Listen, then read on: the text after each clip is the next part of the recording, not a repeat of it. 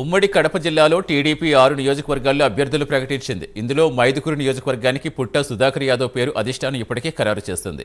పుట్ట సుధాకర్ యాదవ్ మైదుకూరు నియోజకవర్గంలో తన ప్రచారం మొదలుపెట్టారు.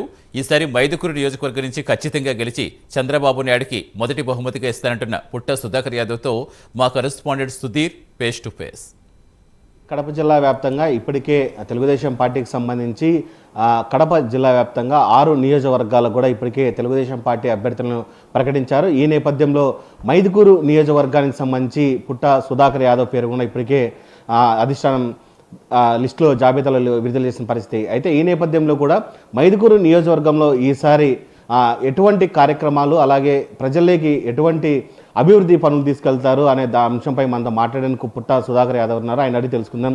సార్ చెప్పండి, ఏంటి 2 పర్యాలు కూడా ఇప్పటికే ఓటమి చవి చూశారు. ఈసారి తెలుగుదేశం పార్టీ, జనసేన, బీజేపీ 3 పార్టీల పొత్తులో భాగంగా ఎటువంటి అభివృద్ధి కార్యక్రమాలు ప్రజల్లోకి తీసుకున్నారు?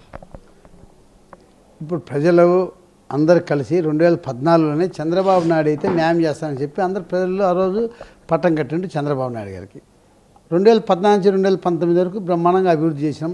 సుమారు 950 కోట్లు నిధులు అభివృద్ధి తీసుకొచ్చాం. నా నియోజకవర్గానికి చంద్రబాబు నాయుడు సహకారంతో తీసుకొచ్చినాం, అభివృద్ధి చేసినాం. అందరూ మా జిల్లావాసి జగన్మోహన్ రెడ్డి ఒక్కసారి అవకాశం ఇవ్వాలి అని చెప్పేసి, అది రాజశేఖర్ కుమారుడు అని చెప్పేసి ఒక అవకాశం ఇచ్చారు. ఇచ్చిన తర్వాత రాష్ట్రము చాలా క్లిష్ట పరిస్థితులు అయిపోయింది.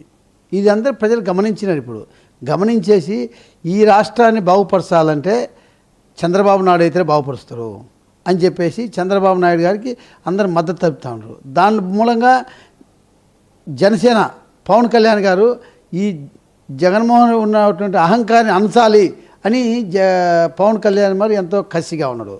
అదే రకంగా బీజేపీ అంటే ఇప్పుడు మన రాష్ట్రాన్ని ఆర్థిక వనరులు అన్నీ దెబ్బతినిపోయినాయి, ఆర్థిక వనరులు డ్యామేజ్ అయిపోయినాయి. మనం బాగుపడాలని ఎట్లా, మనం అభివృద్ధి చేయాలని ఏ రకంగా, అందుకు బీజేపీ సహకారం అయితేనే మనం అభివృద్ధి అవుతాం అనే ఉద్దేశంతో పవన్ కళ్యాణ్ గారు కానీ చంద్రబాబు నాయుడు కానీ ఆలోచించుకొని రాష్ట్రాన్ని బాగుపరిచే పరిస్థితిలో బీజేపీని ఒకే కూటమిలో ఈరోజు ఎన్డీఏ సపోర్ట్తో ఈరోజు అభ్యర్థులందరూ నిలబెట్టడం జరిగింది. మా ప్రజలందరూ మమ్మల్ని నమ్మినారు. ఎందుకంటే 2014 2019 వరకు 950 కోట్లు తీసుకొచ్చి అభివృద్ధి చేసిన దానివల్ల మళ్ళీ మాకు అభివృద్ధి అంటే సుధాకర్ యాదవ్ గారు అయితేనే మాకు అభివృద్ధి చేస్తారు, చంద్రబాబు నాయుడు అయితేనే రాష్ట్రం అభివృద్ధి అవుతుందని చెప్పి ప్రజలందరూ నిశ్చయించుకొని ఇప్పుడు తండోపతండోలుగా మేము ఊహించలే ఇంత స్పందన వస్తుంది. రోజు రోజుకు విపరీత స్పందన వస్తుంది. ఖచ్చితంగా ప్రజలకు అభివృద్ధి చేస్తాం. ముఖ్యంగా నా ఆకాంక్ష ఏంటంటే మైదుకూరు నియోజకవర్గంలో రాజుల ఆనకట్ట అనేది లేదు. ఇప్పుడున్న ప్రభుత్వము రాజుల ఆనకట్ట కడతామని చెప్పేసి 2000 కోట్ల టెండర్ పిలిచి కుందు నది, లిఫ్ట్ ఇరిగేషన్ అండ్ రాజుల ఆనకట్ట 3 కలిపి ఒక టెండర్ పిలిచారు. టెండర్ పిలిచినప్పుడు వర్క్ అవుతుంది అనుకున్నాం. అయినా ఈ ప్రభుత్వం వచ్చిన తర్వాత రాజుల ఆనకట్ట కానీ ఆ తర్వాత లిఫ్ట్ ఇరిగేషన్ వదిలేసి కుందు నదిలోని ఇసుక మాత్రం అమ్ముకోవడము, అదే రకంగా అక్కడ ఇసుక బయట తీసుకొచ్చిందని చెప్పి బిల్లులు రాసుకోవడము, డబ్బులు ప్రభుత్వం నుంచి రాబట్టడమే కానీ ప్రజలకు మాత్రం ఎటువంటి అభివృద్ధి జరగలే. రైతులు దీనివల్ల ఇంకా నష్టపోయినరు. ఎందుకంటే కుందునది పక్కన పరివార ప్రాంతంలో రైతులందరూ భూముల్లో బోర్లు వేసుకొని ఇడిగే పంట పండించేవాళ్ళు. వీళ్ళు శాండ తీసిన దానివల్ల నీళ్ళు లేకుండా పోయి వాళ్ళందరూ నష్టపోయినరు. అంటే వీళ్ళు చెప్పేది ఒకటి, చేసేది ఒకటి. ఖచ్చితంగా అది రేపు మా ప్రభుత్వం వచ్చిన తర్వాత రాజుల ఆనకట్ట కట్టేదానికి నా వంతు ఖచ్చితంగా సహాయం చేస్తాను. ఖచ్చితంగా నా వంతు కృషి చేసి దాన్ని సాధించేకి నేను ప్రయత్నం చేస్తానని చెప్పి ఫస్ట్ అజెండా. రెండో అజెండా ఏంటంటే మా నియోజకవర్గంలో శ్మశానాలు చాలామంది శ్మశానాలాగా చాలా ఇబ్బంది పడుతున్నారు. ప్రతి గ్రామంలో శ్మశానం ఏరియా లేకుండా ఇప్పించి దాని చుట్టూ కాంపౌండ్ వాల్ వేయించి ఒక బోర్ వేయించి ఒక రూమ్ కట్టించాలని చెప్పి రెండో ఆశయం. ఇంకా మూడోది ఏంటంటే మా నియోజకవర్గంలో చాలామంది యువకులు ఉండరు. యువకులు వాళ్ళకు ఒక ఇండస్ట్రీ ఏమన్నా మన ఇక్కడ సరిపోయే ఇండస్ట్రీస్ తేవాలని చెప్పి కూడా నేను ఆలోచనలో ఉండా. ఖచ్చితంగా ఇవన్నీ అభివృద్ధి శాశ్వతమైన పనులు చేయాలి. ఎందుకంటే బటన్ నొక్కుడు కాదు, బటన్ నొక్కితే డబ్బులు వచ్చి అభివృద్ధి జరిగేది కాదు. శాశ్వతమైన పనులు ప్రజలు అనుకోవాలా. ఎప్పుడు ఇంతకుముందు ఏ నాయకుడు వచ్చినా ఏం చేశారు, ఈ నాయకుడు వచ్చి ఏం చేశారని చెప్పి ప్రజలు అనుకోవాలా. ఆ రకంగా అభివృద్ధి పథకంలో మేము తీసుకుపోతాం. మా నాయకుడు చంద్రబాబు నాయుడు గారు కూడా మాకు మంచి సపోర్ట్ ఇస్తున్నారు. అదే రకంగా ఇప్పుడు కూటమి తరపున నన్ను అభ్యర్థిగా నిలబెట్టినారు కాబట్టి కూటమి తరపున మా ప్రజలందరూ నన్ను ఓట్లేసేందుకు ముందుకు వస్తున్నారు.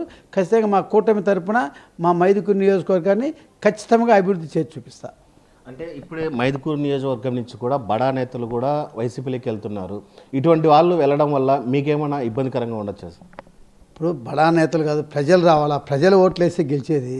నాయకుల దగ్గర ఓట్లు ఎన్ని ఉన్నాయో నాకు తెలియదు, ప్రజలు ఓట్లు వేయాలి కాబట్టి ప్రజలు స్వచ్ఛందంగా ఈసారి చంద్రబాబు నాయుడు గారికి ఇవ్వాలి, ఇక్కడ సుధాకర్ యాదవ్కి వేయాలని చెప్పి వాళ్ళు డిసైడ్ అయిపోయినారు. ఇప్పుడు ఎవరు చెప్పినా మారే పరిస్థితి లేదు. ఇప్పుడు మీరే చూస్తున్నారు, ఎక్కడ చూసినా తండోపతండ. నేను ఊహించలే, నేను సుమారు 10-12 ఏళ్ళ నుంచి రాజకీయంలో ఉండా, ఎప్పుడే ఊహించలే ఇంత స్పందన ఉంది. 2014లో ఎలక్షన్లు పోయినా, 2019 ఎలక్షన్లు పోయినా ఎక్కడ కానీ ఇంత స్పందన లేదు. ఈరోజు స్వచ్ఛందంగా వాళ్ళే వచ్చి మేము పార్టీకి చేయాలి, పార్టీ చేస్తాము అని చెప్పి స్పందన వస్తుంది.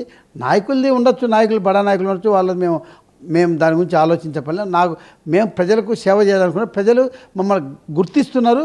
కాస్తే ప్రజలు మాకు ఓట్లు వేస్తారని చెప్పి మేము ఆశిస్తున్నాం. అంటే ఈసారి కొత్తగా ప్రజల్లోకి ఎన్నికల హస్తంలో భాగంగా మీరు ఎటువంటి హస్తాన్ని ప్రజలకు తీసుకోవాలన్నారు? అంటే అధికార పక్షంలో ఉన్నటువంటి రఘురామరెడ్డి పైన కూడా ఇటువంటి ఎన్నో ఆరోపణలు కూడా ఉన్నాయి. దీని మీద మీరేమంటారు? ఇప్పుడు ఒకరి మీద నేను చెప్పేది కాదు. ఈరోజు పేపర్లో చూశారు, ఈనాడు పేపర్లో వచ్చింది ఎవరెవరు అవినీతి చేసింది అనేది. అది ఈనాడు పేపర్లో వచ్చిందంటే పక్కా సత్యం. మీరందరూ ప్రజలు కూడా చూస్తున్నారు కాబట్టి మేము ఒకరి గురించి చెప్పదలుచుకోలేదు. నేను మా కార్యకర్తలకు ఇప్పుడు చంద్రబాబు నాయుడు గారు మన మేనిఫెస్టో ఒకటి రిలీజ్ చేశారు, మహాశక్తి పథకం అని. దానిలో 6 సూపర్ 6 పథకాలు ఉన్నాయి. అవన్నీ ప్రజలకు తీసుకుపోయేదానికి మేము ముందుకు పోతున్నాము. అదే రకంగా నా అజెండా కూడా 2-3 పాయింట్లు ఉన్నాయి. ఇవన్నీ కలిపి ప్రజలకు తీసుకుపోయి ప్రజలకు ఉత్తేజం కలిపి ఒక్కసారి అవకాశం మేము 2 సార్లు ఓడిపోయినాం, ఒక్కసారి మాకు ఇవ్వండి, మేము అభివృద్ధి చేసి చూపిస్తామని చెప్పి ప్రజలు అయిపోతారు. ప్రజలు కూడా స్వచ్ఛందంగా వస్తున్నారు. అంటే సార్ ఫైనల్గా చెప్పండి, పుట్టా సుధాకర్ యాదవ్ మైదుకూరు నియోజకవర్గం నుంచి ఎన్ని వేల ఓట్లతో మెజారిటీతో గెలిచారు మీరు అనుకుంటున్నారు సార్? ఇప్పుడు మెజారిటీ అని నేను చెప్పను, ప్రజలు ఓట్లు వేయాలా. నేను ప్రజలు కోరేది ఒకటే, ఒక్క అవకాశం ఇవ్వండి, నేను అభివృద్ధి చేసి చూపిస్తానని చెప్పి ప్రజలను అడుగుతున్నా. అది ప్రజల నిర్ణయం. ప్రజలు మొన్న రఘురామన్ 30,000 వస్తాయని ఎవరిని కలగనిరా, ప్రజలు ఓట్లు వేసిండ్రు. కాబట్టి ప్రజలు ఎన్ని ఓట్లు వేస్తారో, ప్రజలు ఎట్లా గెలిపిస్తారో, ప్రజలకు ఏ నాయకుడు అయితే మంచిగా పనిచేస్తానని చెప్పి నమ్మకం వస్తే ఆ నాయకుడిని గెలిపిస్తారు.